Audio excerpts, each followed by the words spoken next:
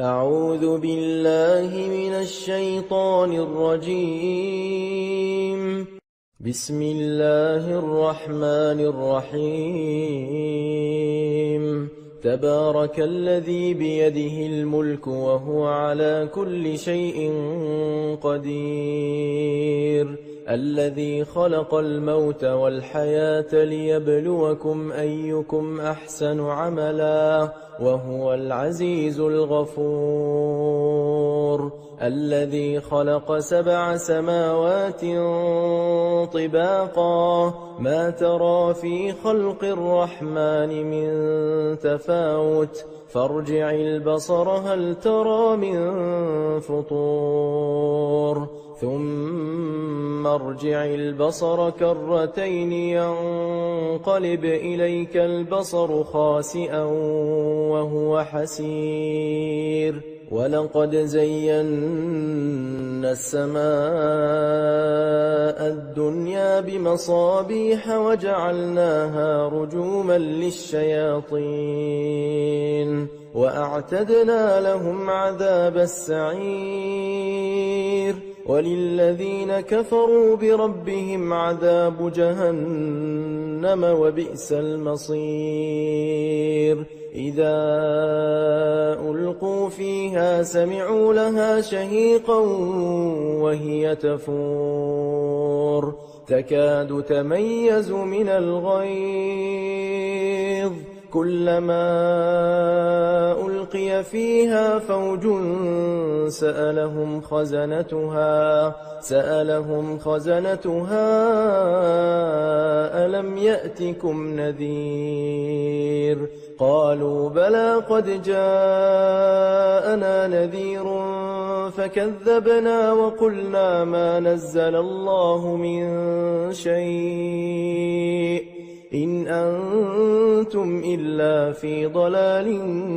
كبير. وقالوا لو كنا نسمع أو نعقل ما كنا في أصحاب السعير فاعترفوا بذنبهم فسحقا لأصحاب السعير. إن الذين يخشون ربهم بالغيب لهم مغفرة وأجر كبير. وأسروا قولكم أو اجهروا به إنه عليم بذات الصدور. ألا يعلم من خلق وهو اللطيف الخبير. هو الذي جعل لكم الأرض ذلولا فامشوا في مناكبها وكلوا من رزقه وإليه النشور. أأمنتم من في السماء أن يخسف بكم الأرض فإذا هي تمور أم أمنتم من في السماء أن يرسل عليكم حاصبا فستعلمون كيف نذير. ولقد كذب الذين من قبلهم فكيف كان نكير. أولم يروا إلى الطير فوقهم صافات ويقبضن ما يمسكهن إلا الرحمن إنه بكل شيء بصير. أمن هذا الذي هو جند لكم ينصركم من دون الرحمن إن الكافرون إلا في غرور. أمن هذا الذي يرزقكم إن أمسك رزقه بل لجوا في عتو ونفور. أفمن يمشي مكبا على وجهه أهدى أَمَّن يَمْشِي سَوِيًّا عَلَى صِرَاطٍ مُّسْتَقِيمٍ قُلْ هُوَ الَّذِي أَنشَأَكُمْ وَجَعَلَ لَكُمُ السَّمْعَ وَالْأَبْصَارَ وَالْأَفْئِدَةَ قَلِيلًا مَّا تَشْكُرُونَ قُلْ هُوَ الَّذِي ذَرَأَكُمْ فِي الْأَرْضِ وَإِلَيْهِ تُحْشَرُونَ وَيَقُولُونَ مَتَىٰ هَٰذَا الْوَعْدُ إِن كُنتُمْ صَادِقِينَ قُلْ إِنَّمَا الْعِلْمُ عِندَ اللَّهِ وَإِنَّمَا أَنَا نَذِيرٌ مُّبِينٌ فَلَمَّا رَأَوْهُ زُلْفَةً سِيئَتْ وُجُوهُ الَّذِينَ كَفَرُوا وَقِيلَ هَٰذَا الَّذِي كُنتُم بِهِ تَدَّعُونَ قُلْ أَرَأَيْتُمْ إِنْ أَهْلَكَنِيَ اللَّهُ وَمَن مَّعِيَ أَوْ رَحِمَنَا فَمَن يُجِيرُ الْكَافِرِينَ مِنْ عَذَابٍ أَلِيمٍ قُلْ هُوَ الرَّحْمَٰنُ آمَنَّا بِهِ وَعَلَيْهِ تَوَكَّلْنَا فَسَتَعْلَمُونَ مَنْ هُوَ فِي ضَلَالٍ مُّبِينٍ قُلْ أَرَأَيْتُمْ إِنْ أَصْبَحَ مَاؤُكُمْ غَوْرًا فَمَن يَأْتِيكُم بِمَاءٍ مَّعِينٍ بسم الله الرحمن الرحيم نون والقلم وما يسطرون ما أنت بنعمة ربك بمجنون وإن لك لأجرا غير ممنون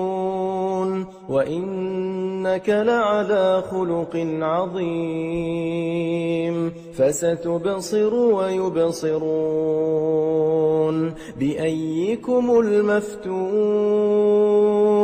إن ربك هو أعلم بمن ضل عن سبيله وهو أعلم بالمهتدين فلا تطع المكذبين ودوا لو تدهن فيدهنون ولا تطع كل حلاف مهين هماز مشاء بنميم مناع للخير معتد أثيم عتل بعد ذلك زنيم أن كان ذا مال وبنين إذا تتلى عليه آياتنا قال أساطير الأولين سنسمه على الخرطوم إنا بلوناهم كما بلونا أصحاب الجنة إذ أقسموا ليصرمنها مصبحين ولا يستثنون فطاف عليها طائف من ربك وهم نائمون فأصبحت كالصريم فتنادوا مصبحين أن اغدوا على حرثكم إن كنتم صارمين فانطلقوا وهم يتخافتون ألا يدخلنها اليوم عليكم مسكين وغدوا على حرد قادرين فلما رأوها قالوا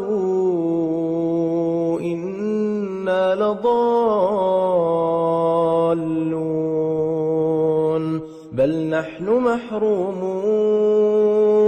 قال أوسطهم ألم أقل لكم لولا تسبحون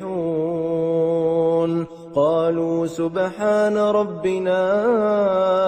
إنا كنا ظالمين فأقبل بعضهم على بعض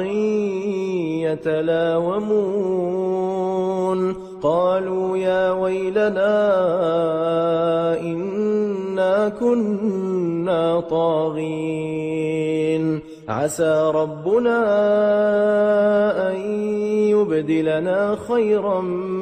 منها إنا إلى ربنا راغبون كذلك العذاب ولعذاب الآخرة أكبر لو كانوا يعلمون إن للمتقين عند ربهم جنات النعيم أفنجعل المسلمين كالمجرمين ما لكم كيف تحكمون أم لكم كتاب فيه تدرسون إن لكم فيه لما تخيرون أم لكم أيمان علينا بالغة إلى يوم القيامة إن لكم لما تحكمون سلهم أيهم بذلك زعيم أم لهم شركاء فليأتوا بشركائهم إن كانوا صادقين يوم يكشف عن ساق ويدعون إلى السجود فلا يستطيعون خاشعة أبصارهم ترهقهم ذلة وقد كانوا يدعون إلى السجود وهم سالمون فذرني ومن يكذب بهذا الحديث سنستدرجهم من حيث لا يعلمون وأملي لهم إن كيدي متين أم تسألهم أجرا فهم من مغرم مثقلون أم عندهم الغيب فهم يكتبون فاصبر لحكم ربك ولا تكن كصاحب الحوت إذ نادى وهو مكظوم لولا أن تداركه نعمة من ربه لنبذ بالعراء وهو مذموم فاجتباه ربه فجعله من الصالحين وإن يكاد الذين كفروا ليزلقونك بأبصارهم لما سمعوا الذكر ويقولون إنه لمجنون وما هو إلا ذكر للعالمين بسم الله الرحمن الرحيم الحاقة ما الحاقة وما أدراك ما الحاقة كذبت ثمود وعاد بالقارعة فأما ثمود فأهلكوا بالطاغية وأما عاد فأهلكوا بريح صرصر عاتية سخرها عليهم 7 ليال و8 أيام حسوما فترى القوم فيها صرعى كأنهم أعجاز نخل خاوية فهل ترى لهم من باقية وجاء فرعون ومن قبله والمؤتفكات بالخاطئة فعصوا رسول ربهم فأخذهم أخذة رابية إنا لما طغى الماء حملناكم في الجارية لنجعلها لكم تذكرة وتعيها أذن واعية فإذا نفخ في الصور نفخة واحدة وحملت الأرض والجبال فدكتا دكة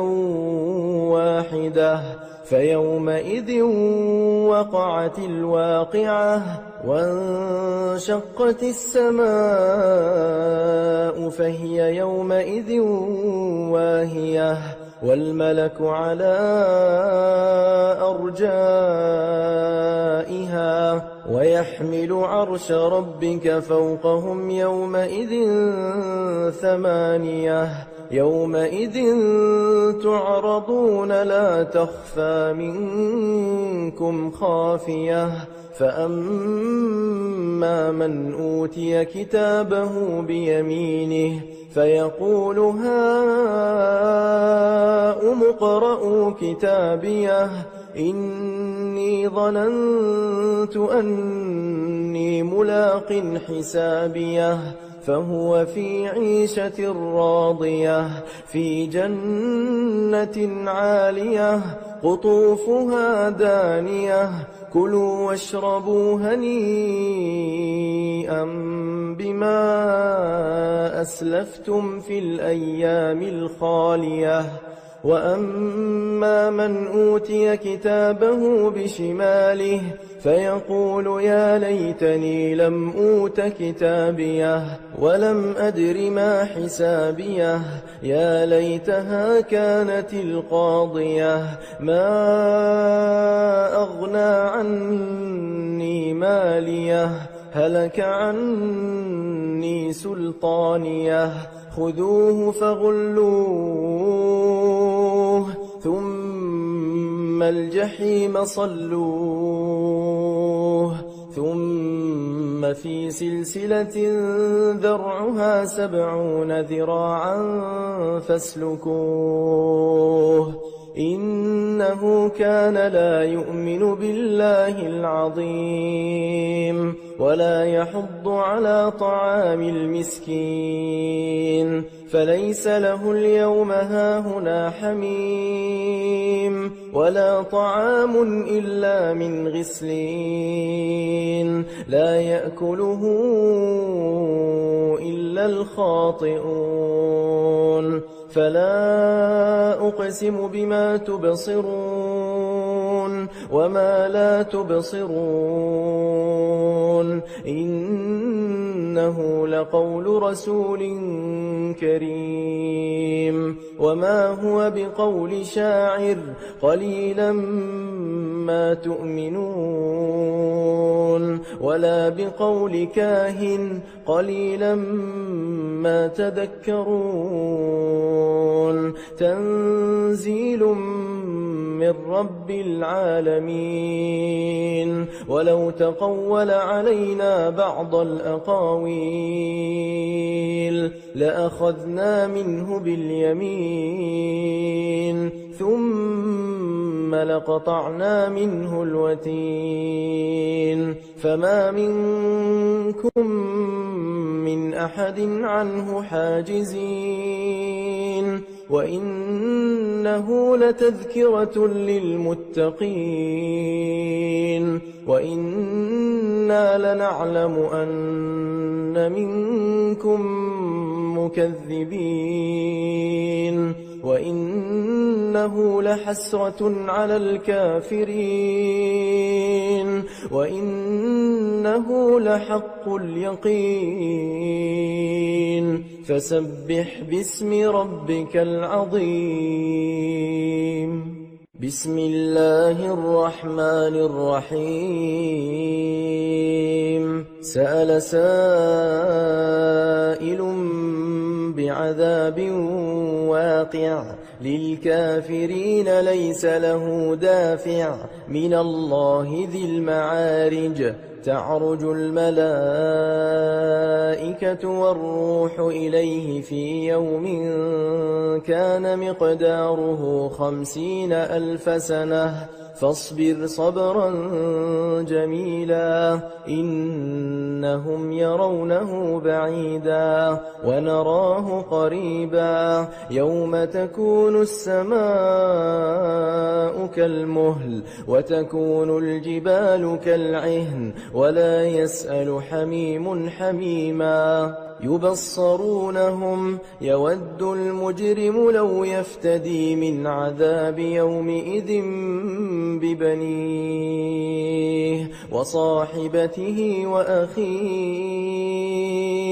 وفصيلته التي تؤويه ومن في الأرض جميعا ثم ينجيه كلا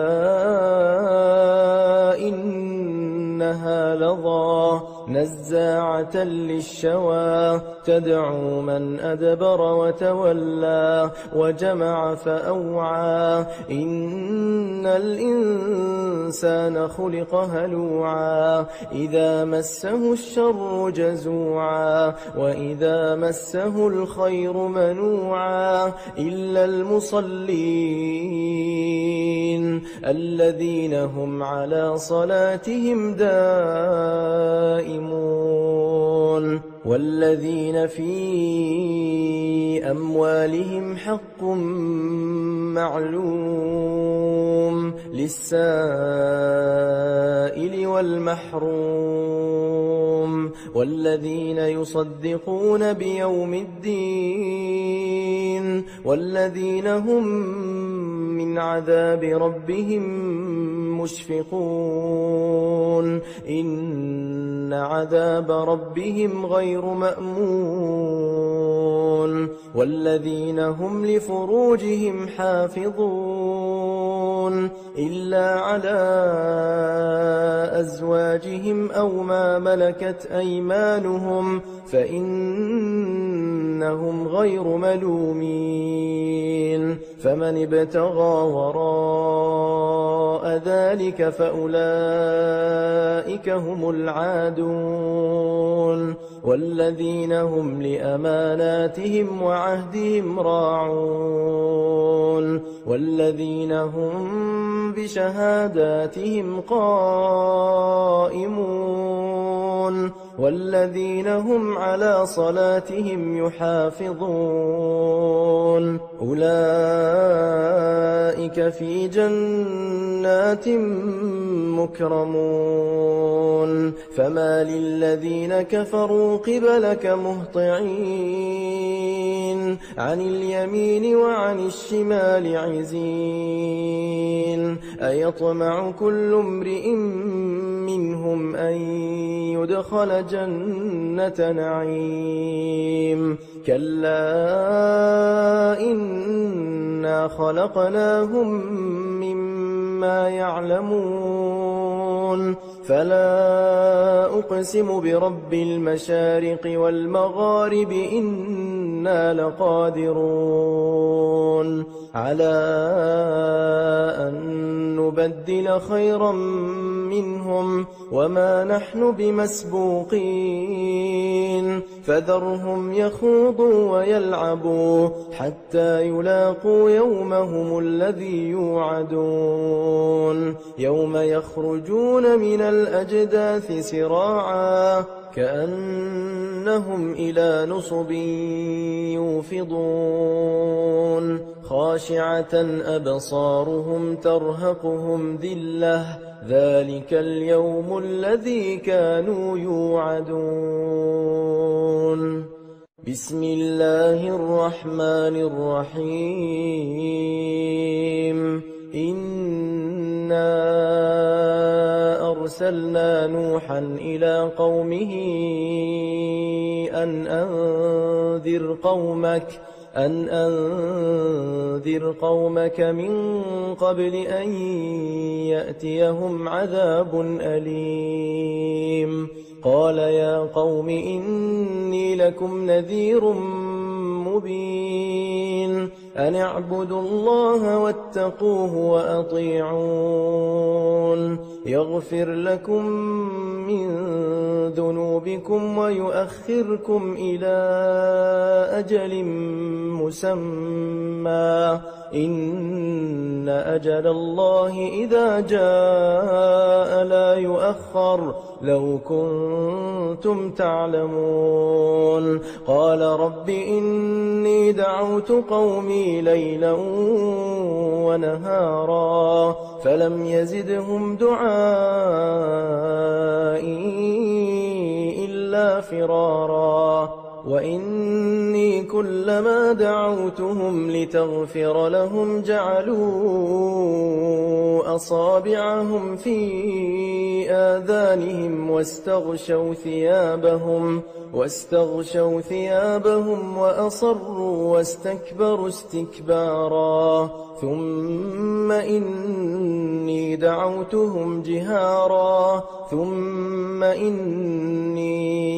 أعلنت لهم وأسررت لهم إسرارا فقلت استغفروا ربكم إنه كان غفارا يرسل السماء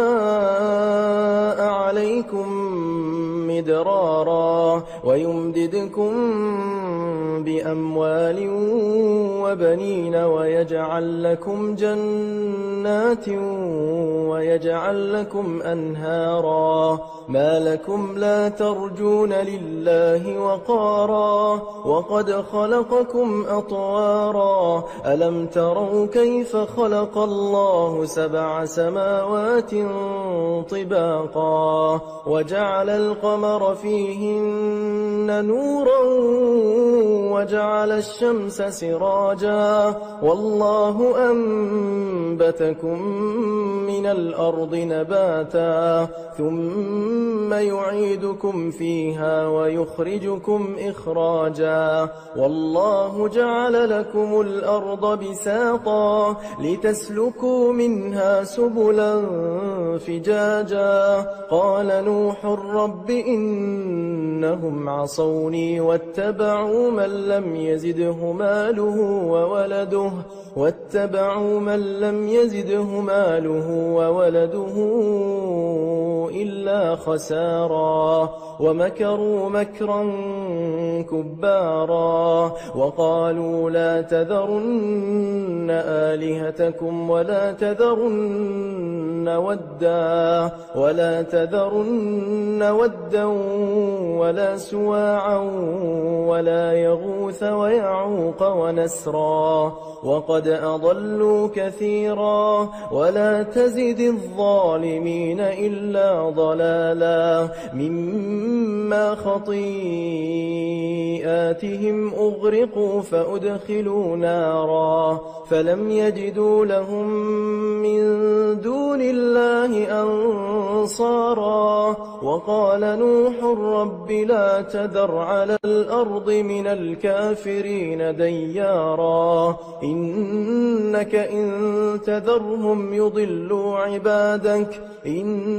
إن تذرهم يضلوا عبادك ولا يلدوا إلا فاجرا كفارا رب اغفر لي ولوالدي ولمن دخل بيتي مؤمنا وللمؤمنين والمؤمنات ولا تزد الظالمين إلا تبارا بسم الله الرحمن الرحيم قل أوحي إلي أنه استمع نفر من الجن فقالوا إنا سمعنا قرآنا عجبا يهدي إلى الرشد فآمنا به ولن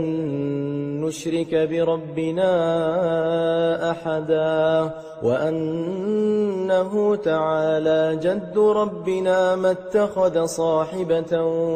ولا ولدا وأنه كان يقول سفيهنا على الله شططا وأنا ظننا أن لن تقول الإنس والجن على الله كذبا وأنه كان رجال من الإنس يعوذون برجال من الجن فزادوهم رهقا وأنهم ظنوا كما ظننتم أن لن يبعث الله أحدا وأنا لمسنا السماء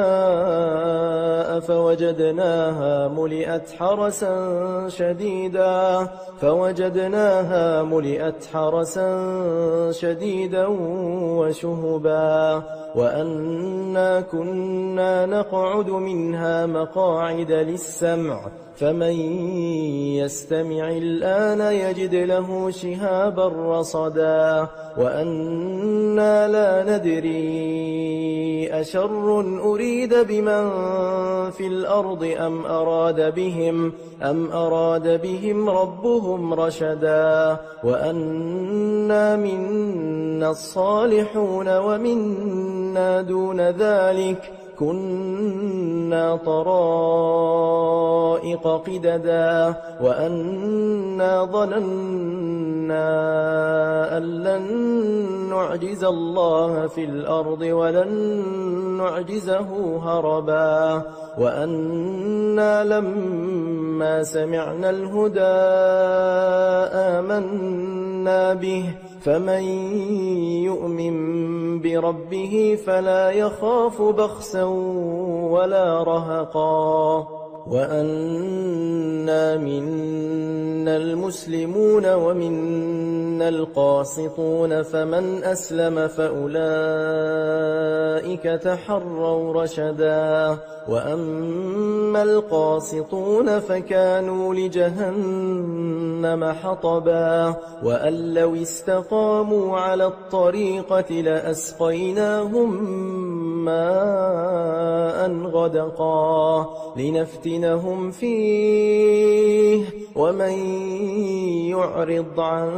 ذكر ربه يسلكه عذابا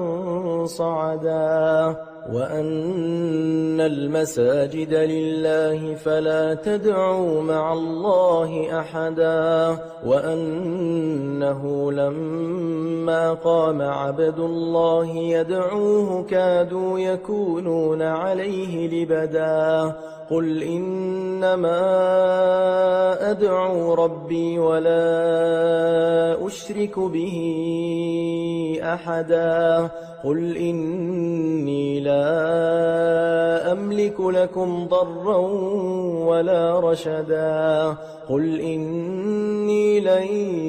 يجيرني من الله أحد ولن أجد من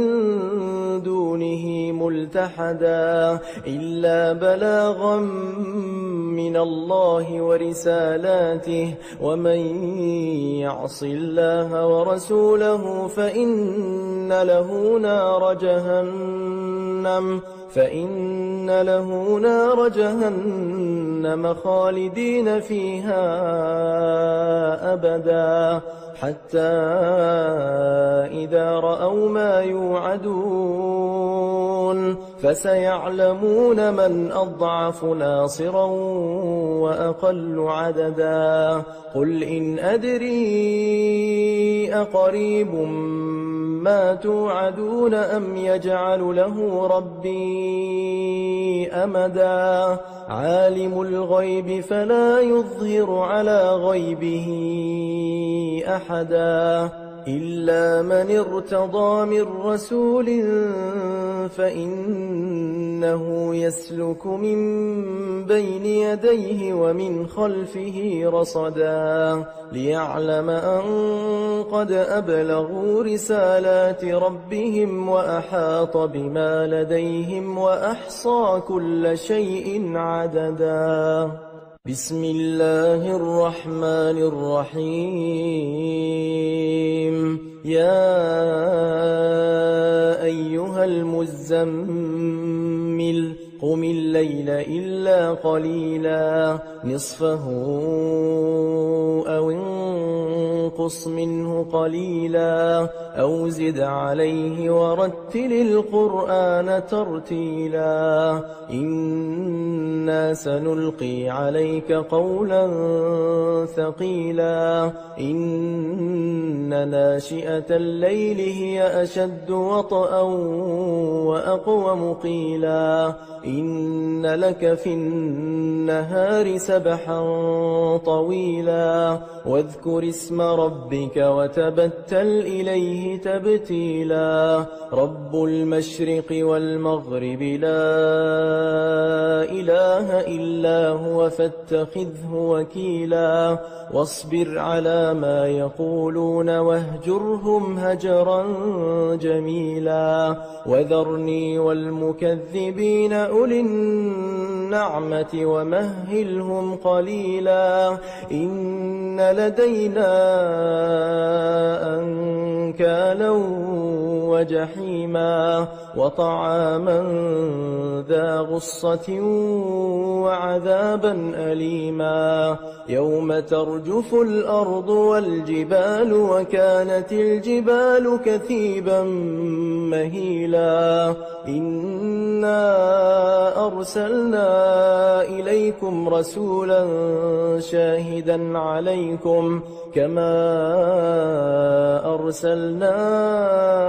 إلى فرعون رسولا فعصى فرعون الرسول فأخذناه أخذا وبيلا فكيف تتقون إن كفرتم يوما يجعل الولدان شيبا السماء منفطر به كان وعده مفعولا إن هذه تذكرة فمن شاء اتخذ إلى ربه سبيلا إن ربك يعلم أنك تقوم أدنى من ثلثي الليل ونصفه وثلثه وطائفة من الذين معك والله يقدر الليل والنهار علم أن لن تحصوه فتاب عليكم فاقرؤوا ما تيسر من القرآن علم أن سيكون منكم مرضى وآخرون يضربون في الأرض يبتغون من فضل الله وآخرون يقاتلون في سبيل الله فاقرؤوا ما تيسر منه وأقيموا الصلاة وآتوا الزكاة وأقرضوا الله قرضا حسنا وما تقدموا لأنفسكم من خير تجدوه عند الله هو خيرا وأعظم أجرا واستغفروا الله إن الله غفور رحيم بسم الله الرحمن الرحيم يا أيها المدثر قم فأنذر وربك فكبر وثيابك فطهر والرجز فاهجر ولا تمنن تستكثر ولربك فاصبر فإذا نقر في الناقور فذلك يومئذ يوم عسير على الكافرين غير يسير ذرني ومن خلقت وحيدا وجعلت له مالا ممدودا وبنين شهودا ومهدت له تمهيدا ثم يطمع أن أزيد كلا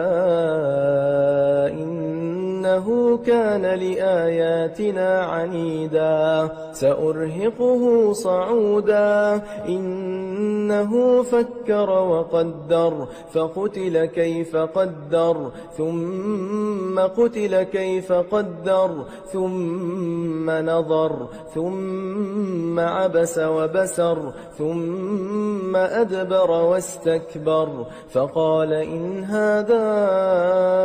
إلا سحر يؤثر إن هذا إلا قول البشر سأصليه سقر وما أدراك ما سقر لا تبقي ولا تذر لواحة للبشر عليها 19 وما جعلنا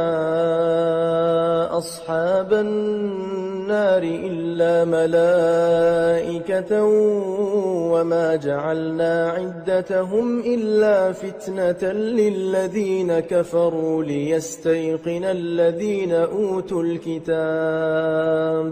ليستيقن الذين أوتوا الكتاب ويزداد الذين آمنوا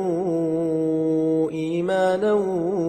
ولا يرتاب الذين أوتوا الكتاب والمؤمنون وليقول الذين في قلوبهم مرض والكافرون ماذا أراد الله بهذا مثلا كذلك يضل الله من يشاء ويهدي من يشاء وما يعلم جنود ربك إلا هو وما هي إلا ذكرى للبشر كلا والقمر والليل إذ أدبر والصبح إذا أسفر إنها لإحدى الكبر نذيرا للبشر لمن شاء منكم أن يتقدم أو يتأخر كل نفس بما كسبت رهينة إلا أصحاب اليمين في جنات يتساءلون عن المجرمين ما سلككم في سقر قالوا لم نك من المصلين ولم نك نطعم المسكين وكنا نخوض مع الخائضين وكنا نكذب بيوم الدين حتى أتانا اليقين فما تنفعهم شفاعة الشافعين فما لهم عن التذكرة معرضين كأنهم حمر مستنفرة فرت من قسورة بل يريد كل امرئ منهم أن يؤتى صحفا منشرة كلا بل لا يخافون الآخرة كلا إنه تذكرة فمن شاء ذكره وما يذكرون إلا أن يشاء الله التقوى وأهل المغفرة. بسم الله الرحمن الرحيم. لا أقسم بيوم القيامة ولا أقسم بالنفس اللوامة. أيحسب الإنسان أن لن نجمع عظامه بلى قادرين على أن نسوي بنانه بل يريد الإنسان ليفجر أمامه يسأل أيان يوم القيامة فإذا برق البصر وخسف القمر وجمع الشمس والقمر يقول الإنسان يومئذ أين المفر كلا لا وزر إلى ربك يومئذ المستقر ينبأ الإنسان يومئذ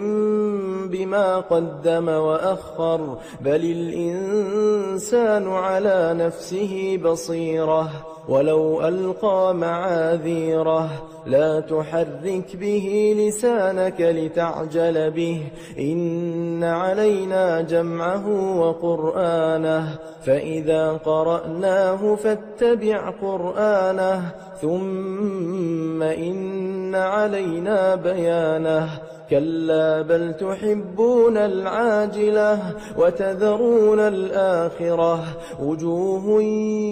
يومئذ ناظرة إلى ربها ناظرة ووجوه يومئذ باسرة تظن أن يفعل بها فاقرة كلا إذا بلغت التراقي وقيل من راق وظن أنه الفراق والتفت الساق بالساق إلى ربك يومئذ المساق فلا صدق ولا صلى ولكن كذب وتولى ثم ذهب إلى أهله يتمطى أولى لك فأولى ثم أولى لك فأولى أيحسب الإنسان أن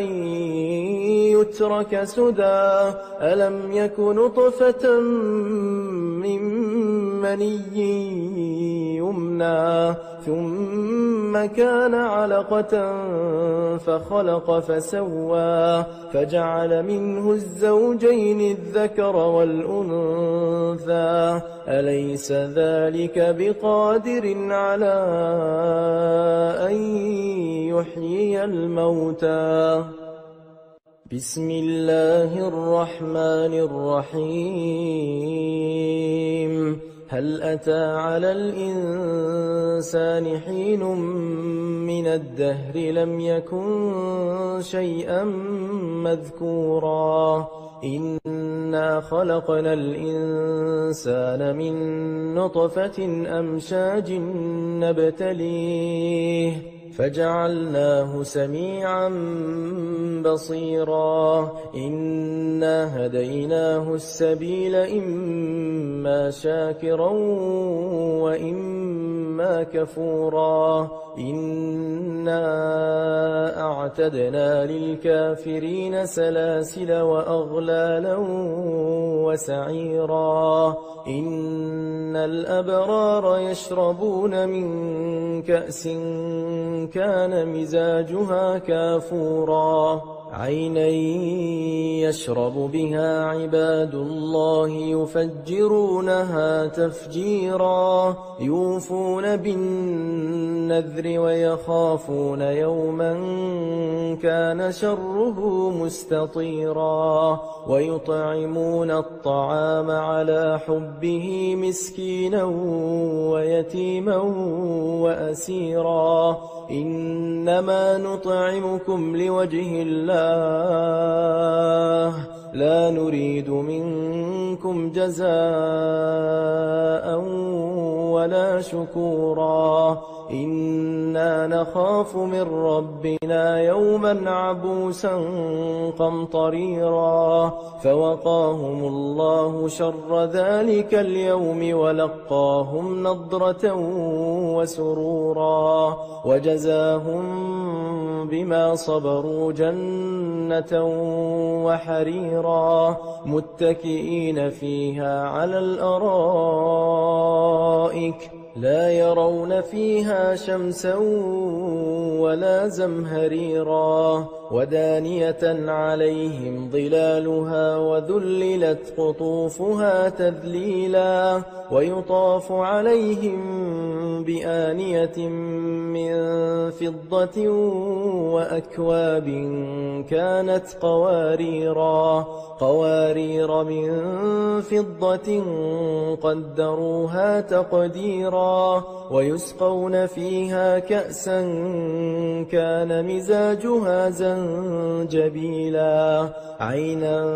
فيها تسمى سلسبيلا ويطوف عليهم ولدان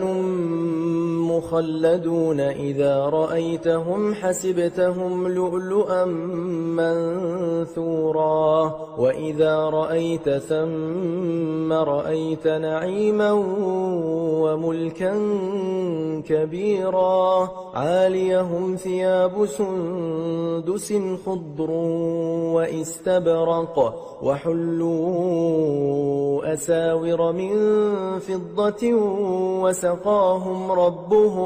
وسقاهم ربهم شرابا طهورا إن هذا كان لكم جزاء وكان سعيكم مشكورا إنا نحن نزلنا عليك القرآن تنزيلا فاصبر لحكم ربك ولا تطع منهم آثما أو كفورا واذكر اسم ربك بكرة وأصيلا ومن الليل فاسجد له وسبحه ليلا طويلا إن هؤلاء يحبون العاجلة ويذرون وراءهم يوما ثقيلا نحن خلقناهم وشددنا أسرهم وإذا شئنا بدلنا أمثالهم تبديلا إن هذه تذكرة فمن شاء اتخذ إلى ربه سبيلا وما تشاءون إلا أن يشاء الله إن الله كان عليما حكيما يدخل من يشاء في رحمته والظالمين أعد لهم عذابا أليما بسم الله الرحمن الرحيم والمرسلات عرفا فالعاصفات عصفا والناشرات نشرا فالفارقات فرقا فالملقيات ذكرا عذرا أو نذرا إنما توعدون لواقع فإذا النجوم طمست وإذا السماء فرجت وإذا الجبال نسفت وإذا الرسل أقتت لأي يوم أجلت ليوم الفصل وما أدراك ما يوم الفصل ويل يومئذ للمكذبين ألم نهلك الأولين ثم نتبعهم الآخرين كذلك نفعل بالمجرمين ويل يومئذ للمكذبين ألم نخلقكم من ماء مهين فجعلناه في قرار مكين إلى قدر معلوم فقدرنا فنعم القادرون ويل يومئذ للمكذبين ألم نجعل الأرض كفاتا أحياء وأمواتا وجعلنا فيها رواسي شامخات وأسقيناكم ماء فراتا ويل يومئذ للمكذبين انطلقوا إلى ما كنتم به تكذبون انطلقوا إلى ظل ذي 3 شعب لا ظليل ولا يغني من اللهب إنها ترمي بشرر كالقصر كأنه جمالة صفر ويل يومئذ للمكذبين هذا يوم لا ينطقون ولا يؤذن لهم فيعتذرون ويل يومئذ للمكذبين هذا يوم الفصل جمعناكم والأولين فإن كان لكم كيد فكيدون ويل يومئذ للمكذبين إن المتقين في ظلال وعيون وفواكه مما يشتهون كلوا واشربوا هنيئا بما كنتم تعملون إنا كذلك نجزي المحسنين ويل يومئذ للمكذبين كلوا وتمتعوا قليلا إنكم مجرمون ويل يومئذ للمكذبين وإذا قيل لهم اركعوا لا يركعون ويل يومئذ للمكذبين فبأي حديث بعده يؤمنون